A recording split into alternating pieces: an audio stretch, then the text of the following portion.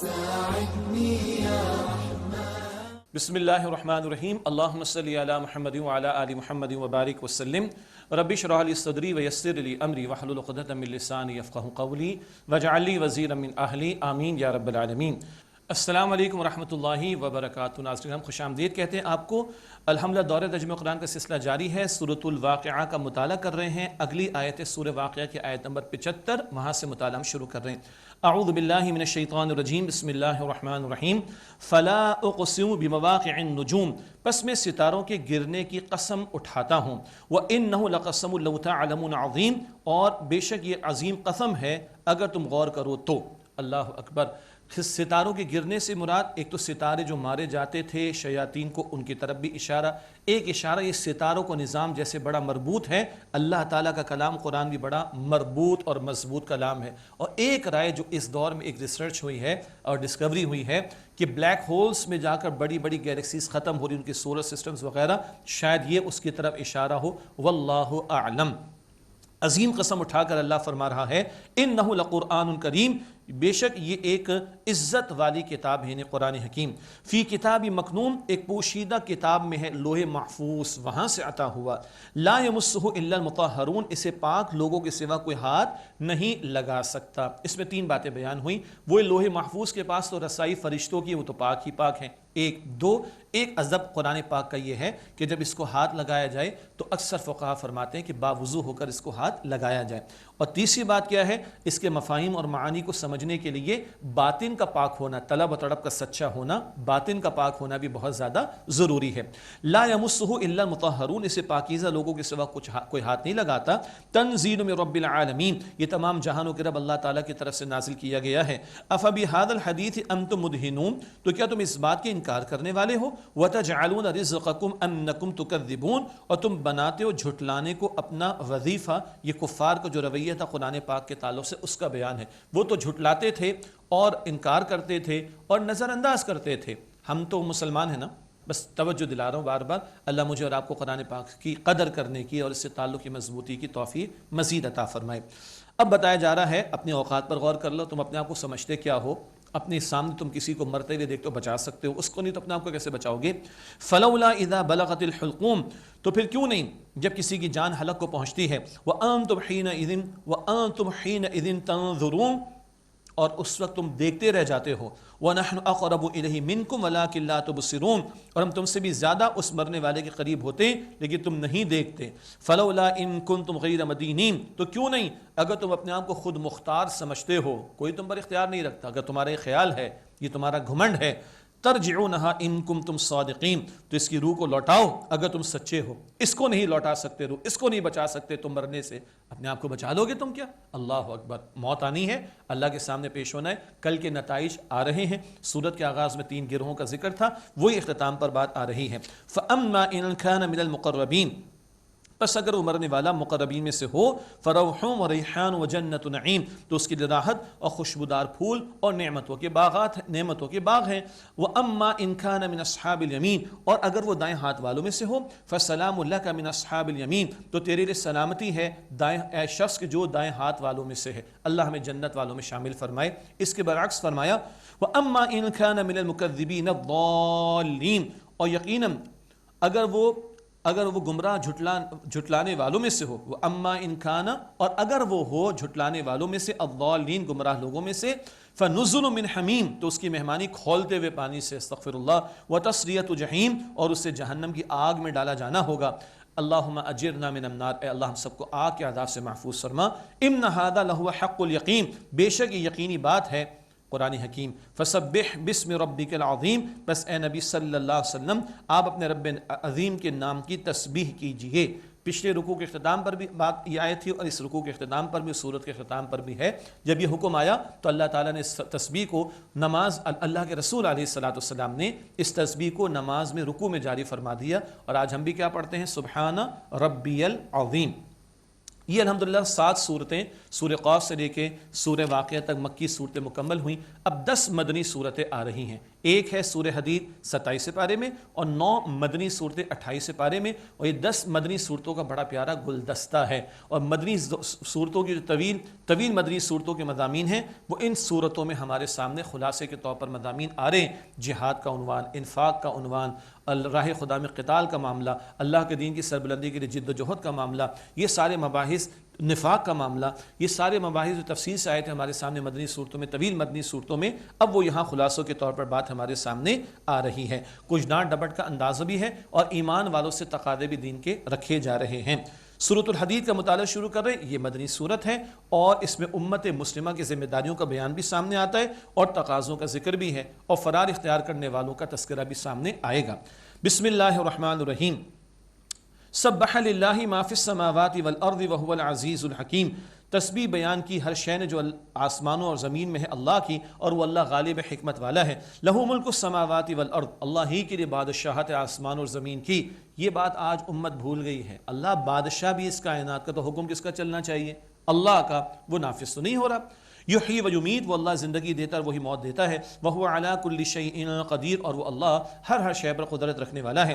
هو الاول والآخر والظاہر والباطن, وہ اللہ وہی اول ہے اور وہی آخر ہے اور وہی الظاہر سب سے زیادہ ظاہر ہے اور وہی الباطن سب سے زیادہ باطن یعنی پوشیدہ ہے. وہو بکل شیء علیم, اور وہ اللہ ہر شے کا علم رکھنے والا ہے.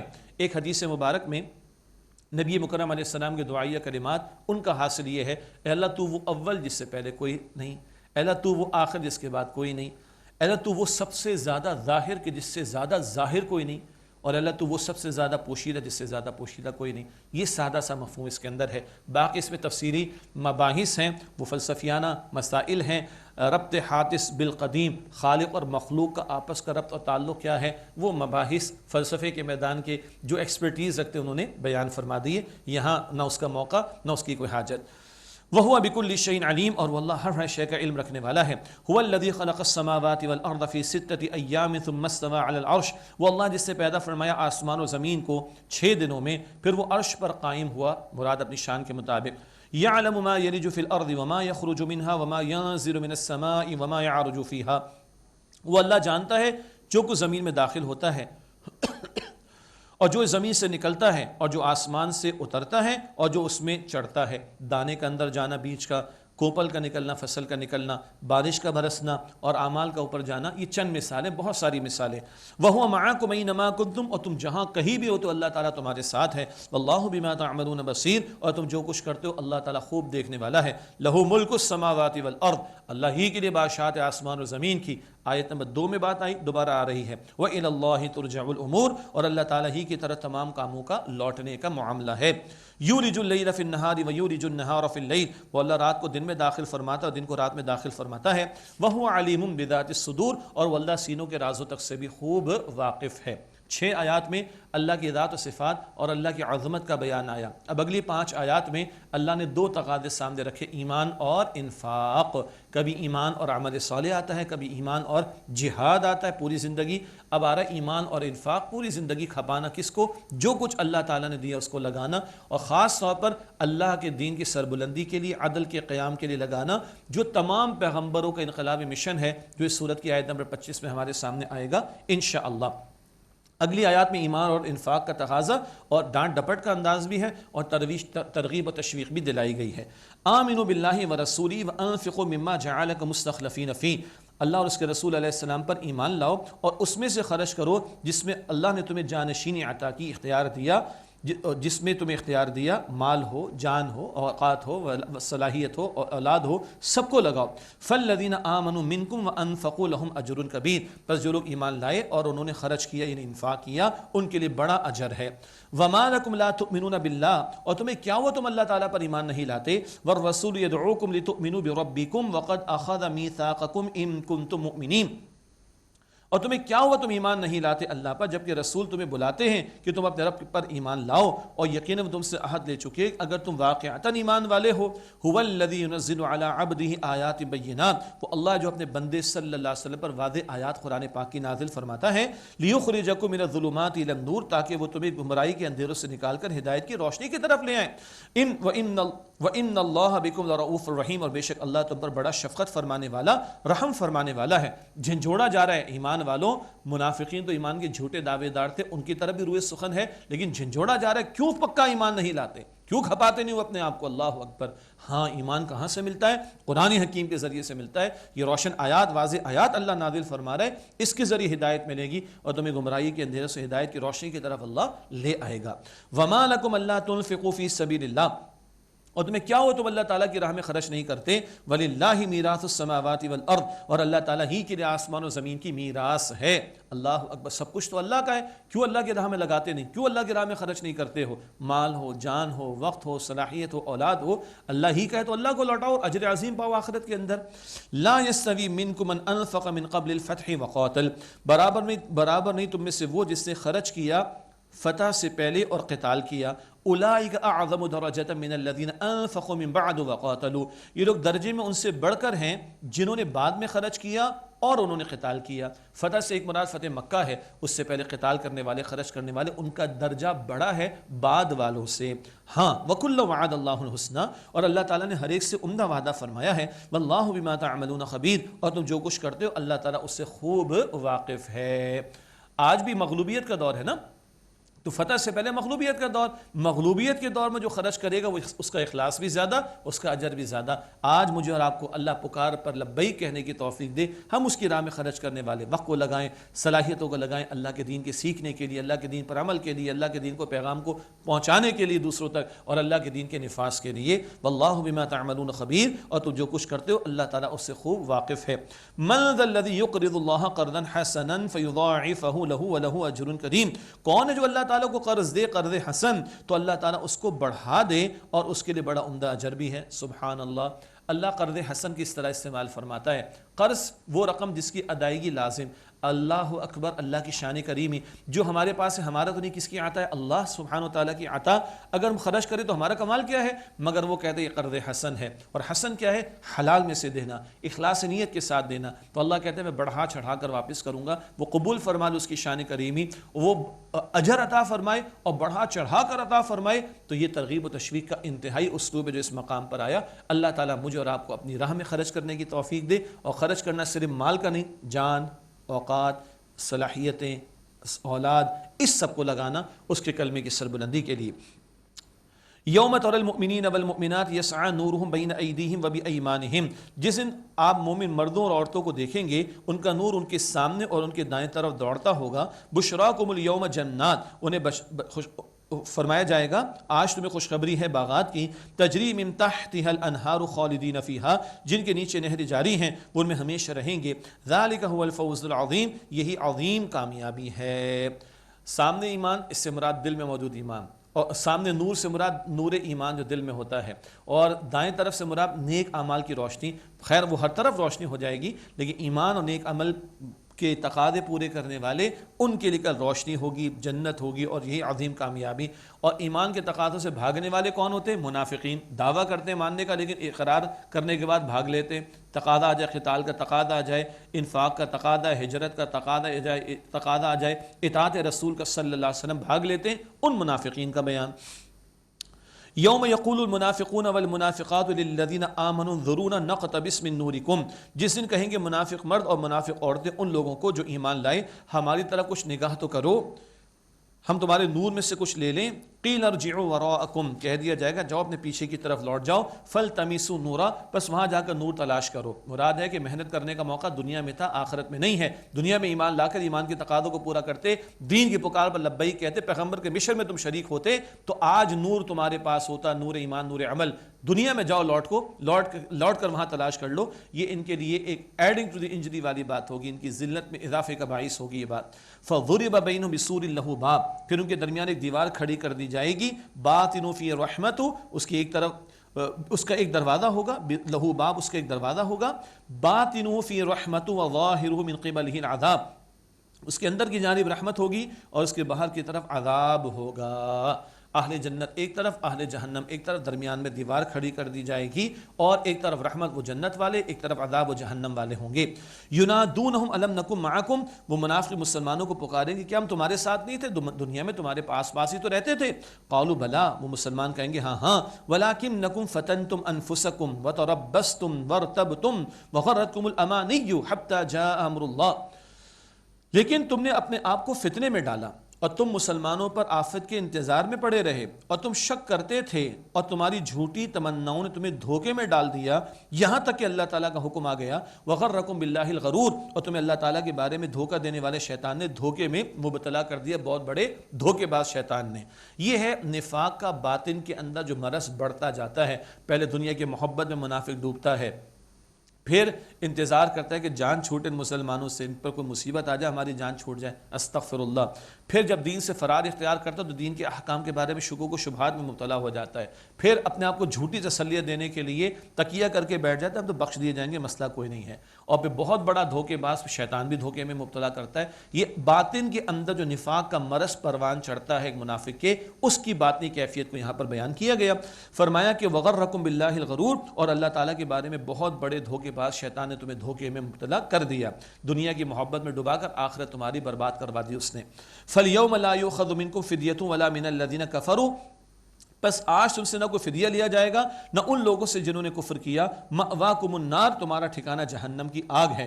انجام کے اعتبار سے کافر و منافق ایک جگہ ہوں گے. اور ہاں، سورہ نساء میں ہم نے پڑھا آیت نمبر 145 میں جہنم کے نچلے ترین گڑھے میں ہوں گے منافقین. اللہ تعالی ہمیں نفاق کی ہر شکل سے بچائے، اللہ تعالی ہمیں جہنم کے عذاب سے محفوظ فرمائے. فرمایا گیا فَالْيَوْمَ لَا يُؤْخَذُ مِنْكُمْ فِدْيَةٌ وَلَا مِنَ الَّذِينَ كَفَرُوا، بس آج نہ تم سے کوئی فدیہ لیا جائے گا نہ ان لوگوں سے جنہوں نے کفر کیا. مأواکم النار، تمہارا ٹھکانہ جہنم ہے.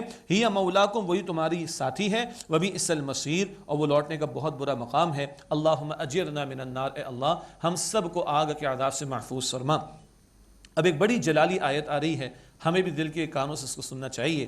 الم یعن للذین آمنوا ان تخشع قلوبهم لذکر اللہ وما نزل من الحق، کیا اب بھی ایمان والوں پر وقت نہیں آیا کہ ان کے دل اللہ تعالیٰ کی یاد کے لیے جھک جائیں اور اس کے لیے جو حق تعالیٰ کی طرف سے نازل ہوا. ولا یکونوا کالذین اوتوا الکتاب من قبل فطال علیہم الامد، اور وہ ان لوگوں کی طرح نہ ہو جائیں جنہیں اس سے پہلے کتاب عطا کی گئی تو ان پر مدت طویل گزر گئی. فقست قلوبہم، تو ان کے دل سخت ہو گئے. وکثیر منہم فاسقون، اور ان میں سے اکثر نافرمان ہیں. کیا اب بھی وقت نہیں آیا ایمان والوں کے لیے کہ اللہ کے ذکر سے ان کے دل کانپ اٹھیں اور جو حق میں سے اللہ تعالیٰ نے نازل فرمایا ان کے دل کانپ اٹھیں؟ یہ قرآن تو وہ ہے، سورہ حشر میں پڑھیں گے آیت نمبر 21 میں، پہاڑوں پر بھی اس کا نزول ہوتا تو پہاڑوں کو ہلا دیتا یہ قرآن حکیم.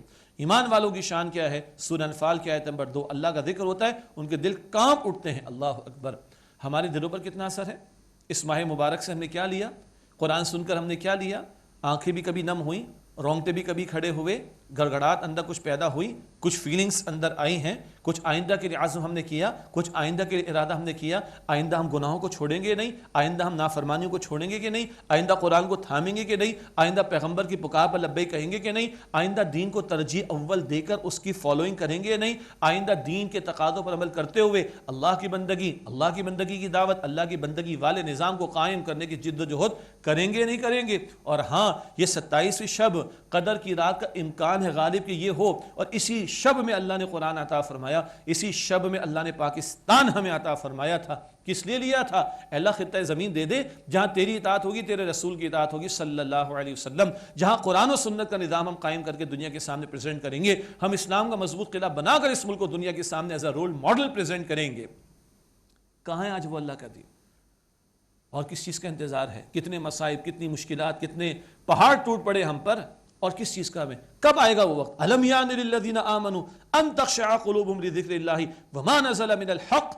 اب بھی ایمان والوں پر وقت نہیں آیا کہ اللہ کے ذکر، اللہ کی یاد سے ان کے دل جھک جائیں اور جو اللہ نے حق میں سے نازل کیا ان کے دل جھک جائیں. اللہ تعالیٰ مجھے اور آپ کو دل کی سختی سے بچائے۔ وہ کافروں کا بیان، وہ اہل کتاب کا بیان، دل سخت ہو گئے، مدت طویل گزر گئی، اللہ دلوں کی سختی سے بچائے، اللہ دلوں کی نرمی عطا فرمائے، نور ایمان عطا فرمائے، اللہ ہمیں سچی توبہ کی توفیق عطا فرمائے، اللہ ہمیں معاف فرما دے۔ اللہم انک عفو تحب العفو فاعف عنا، قدر کی رات کی دعا سکھائی گئی نا حدیث میں، اے اللہ تو معاف فرمانے والا ہے، معافی کو پسند فرماتا ہے، اللہ ہم سب کو معاف فرما دے۔ لیکن معافی کا مستحق بننے کے لیے عمل بھی تو سیدھا کرنا ہوگا، توبہ بھی تو سچی کرنی ہوگی، پلٹ کر بھی تو آنا ہوگا، رجوع بھی تو کرنا ہوگا، اصلاح بھی تو کرنی ہوگی، اعمال بھی تو درست کرنے ہوں گے۔ یہ قرآن ہمیں اٹھا رہا ہے، یہ قرآن ہمیں ہلا رہا ہے۔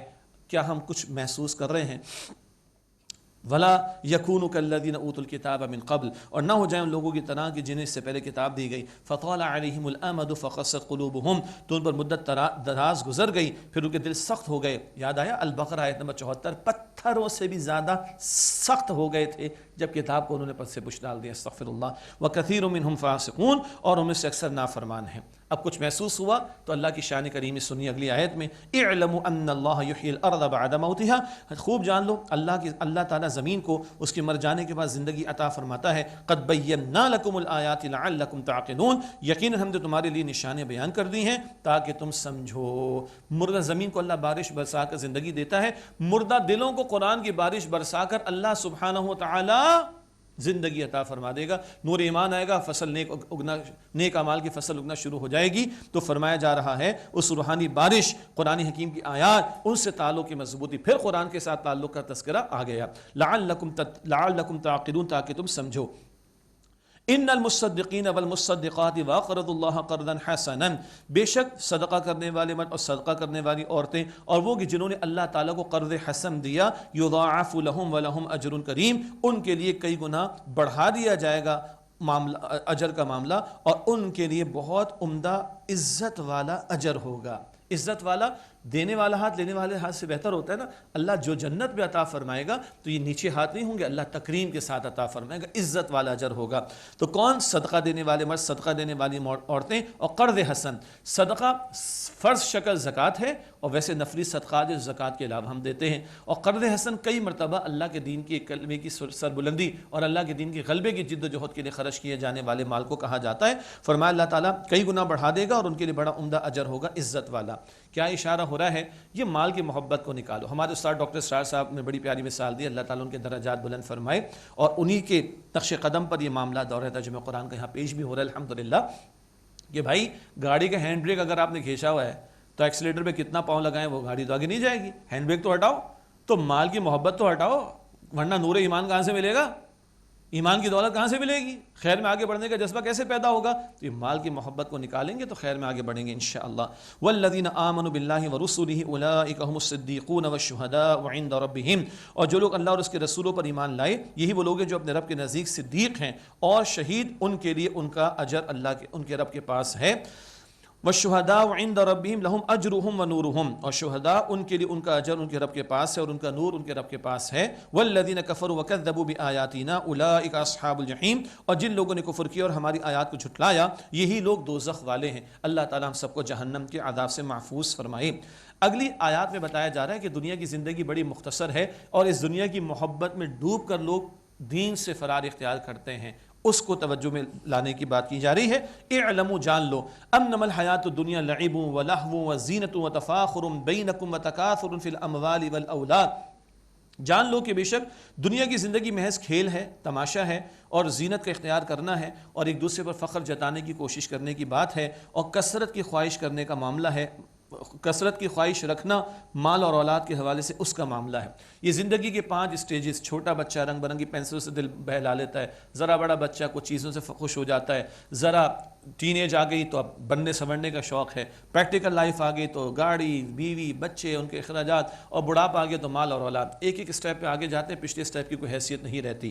فرمایا کمثل غیث اعجب الکفار نباتہ ثم یہیج فتراه مصفرا ثم یکون حطاما، بارش کی طرح کہ کاشتکار کو اس کی پیداوار بڑی بھلی لگتی ہے، پھر وہ زور پکڑتی ہے، پھر تم اے مخاطب اس کو دیکھتے ہو کہ وہ زرد ہو جاتی ہے، پھر وہ چورا چورا ہو جاتی ہے، تم بھی جوانی کے جوبن پر ہے، پتہ نہیں کیا کو سمجھ بیٹھے، اس کے بعد تمہیں بھی موت آ جانی ہے۔ وفی الآخرۃ عذاب الشدید ومغفرۃ من اللہ ورضوان، اور آخرت میں شدید عذاب بھی ہے اور اللہ تعالیٰ کی طرف سے مغفرت اور رضامندی کا اعلان بھی۔ وما الحیات الدنیا الا متاع الغرور، اور دنیا کی زندگی دھوکے کے سامان کے سوا کچھ نہیں ہے۔ فصل جل کر ختم، لیکن تم ختم نہیں، تمہیں دوبارہ زندگی ملے گی، یا تو عذاب ہے یا اللہ کی مغفرت اور اس کی رضا۔ تو کرنے کا کام کیا ہے؟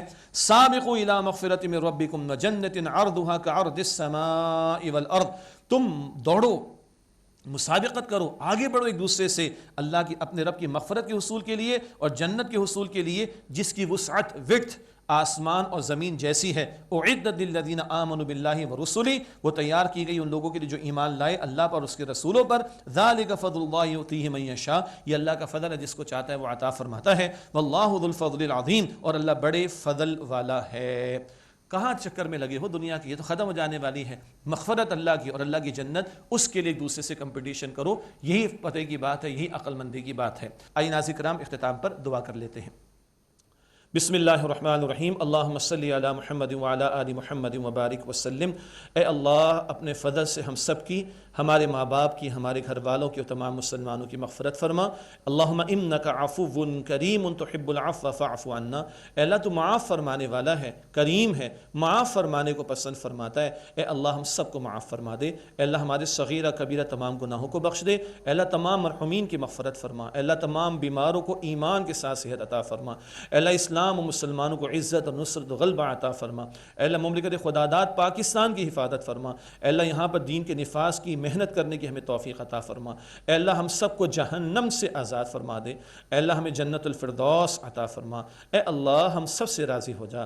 وصلی اللہ علی النبی الکریم وعلی آلہ واصحابہ اجمعین، آمین برحمتک یا ارحم الراحمین۔